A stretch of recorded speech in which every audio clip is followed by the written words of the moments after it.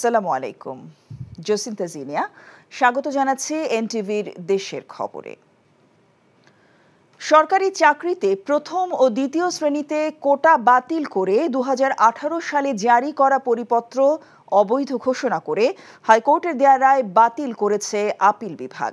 একই সাথে 93% মেধা আর 5% মুক্তিযোদ্ধা, 1% ক্ষুদ্র নৃগোষ্ঠী ও 1% প্রতিবন্ধী ও তৃতীয় লিঙ্গের জন্য কোটা সংরক্ষণ করে সরকারকে প্রজ্ঞাপন জারিরও নির্দেশ দিয়েছে আদালত।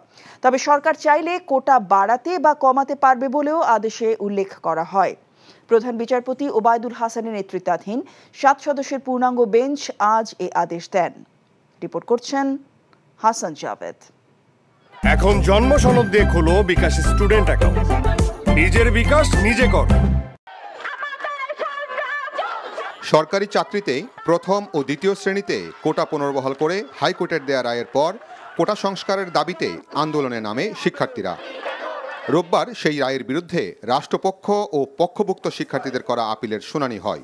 শুনানিতে অ্যাটর্নি জেনারেল বলেন, হাইকোর্ট কোটা পুনর্বহাল করে যে রায় দিয়েছে তা সঠিক হয়নি, এমনকি রায়টি স্ববিরোধী বলেও উল্লেখ করেন। তাই হাইকোর্টের রায়টি বাতিল চান তিনি।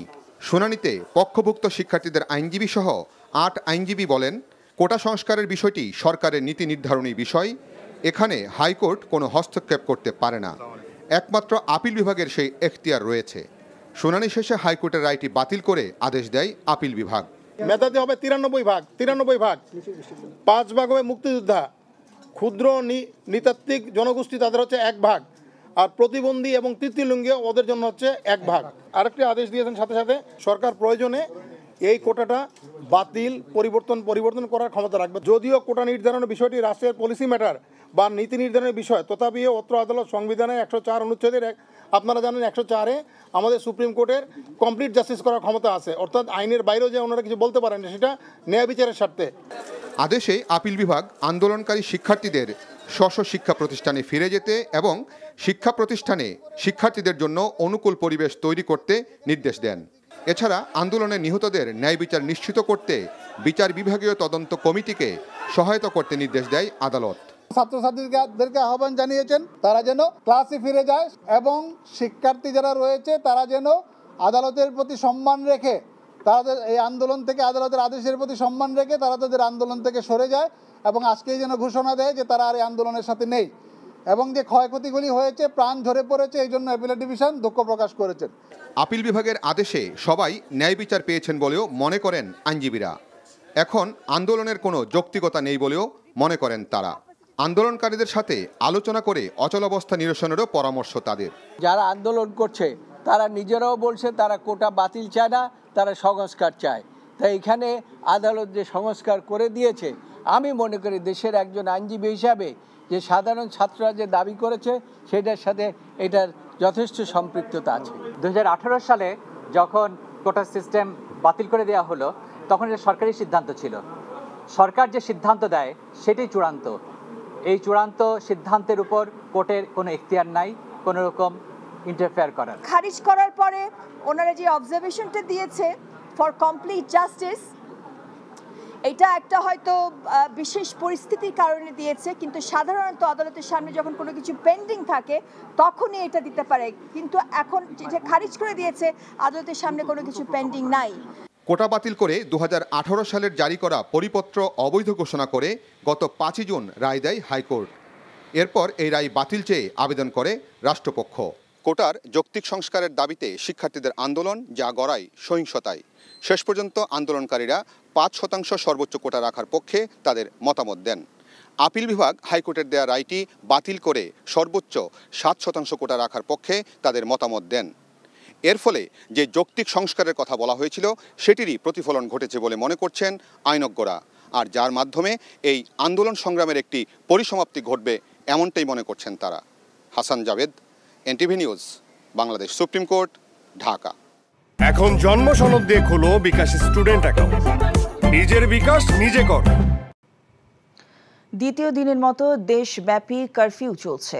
আইনশৃঙ্খলা বাহিনী প্রধানদের সাথে বৈঠকের পর স্বরাষ্ট্রমন্ত্রী অনির্দিষ্টকালের জন্য কারফিউয়ের ঘোষণা দেন। আজ বিকেল ৩টা থেকে ৫টা পর্যন্ত কারফিউ শিথিল থাকে। এদিকে রাজধানী বিভিন্ন গুরুত্বপূর্ণ পয়েন্টে নিয়মিত আইনশৃঙ্খলা বাহিনীর পাশাপাশি সেনা সদস্যরা টহল দিচ্ছেন। রাজধানীর সড়কগুলোতে প্রত্যেককে জিজ্ঞাসার মুখে পড়তে হচ্ছে। কোনো ধরনের সন্দেহজনক মনে হলেই তল্লাশি করা হয়েছে। যেসব রাস্তায় সামান্যতম ঝুঁকি রয়েছে সেসব রাস্তা এড়িয়ে চলার পরামর্শ দেওয়া হচ্ছে।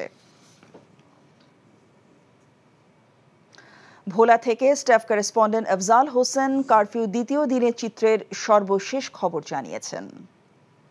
আমি এই মুহূর্তে দাঁড়িয়ে রয়েছি ভোলার প্রাণকেন্দ্র সদর রোডে। আপনি দেখতে পাচ্ছেন যে আমার পিছনে যানবাহন এবং মানুষের চলাচল অনেকটাই স্বাভাবিক রয়েছে।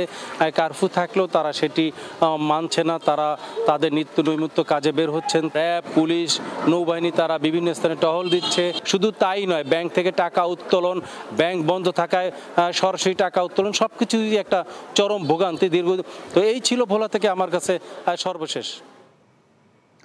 ইন্টারনেট সেবা বন্ধ থাকায় বিদ্যুৎ, গ্যাস ও পানি প্রিপেইড মিটারে রিচার্জ করতে না পারায় চরম ভোগান্তির মধ্যে পড়েছেন ঢাকা সহ খুলনা, চট্টগ্রাম, ময়মনসিংহ, রংপুর ও নাটোরের হাজারো গ্রাহক।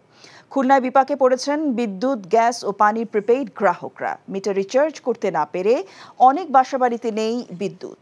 গ্যাস রিচার্জের ক্ষেত্রেও একই দুর্ভোগে পড়েছেন সাধারণ মানুষ।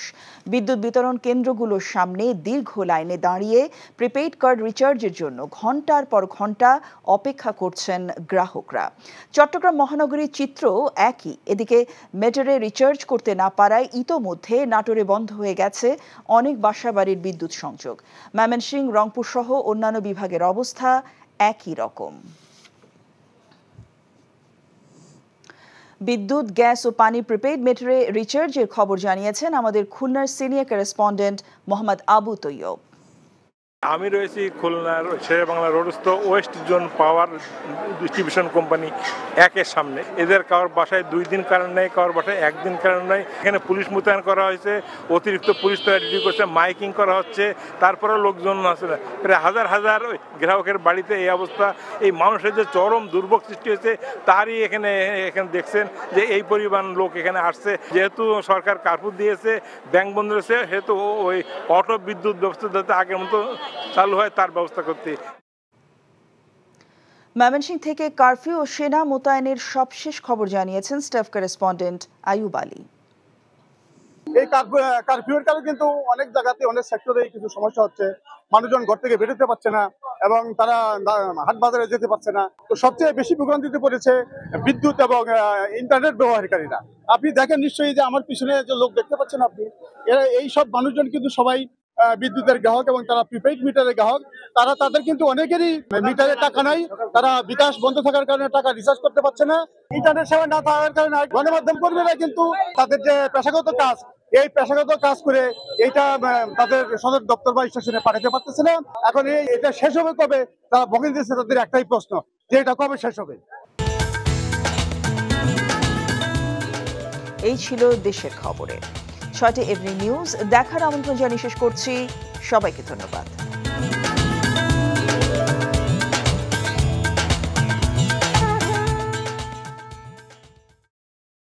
এখন জন্ম সনদ দিয়ে খোলো বিকাশ স্টুডেন্ট অ্যাকাউন্ট। নিজের বিকাশ নিজে কর।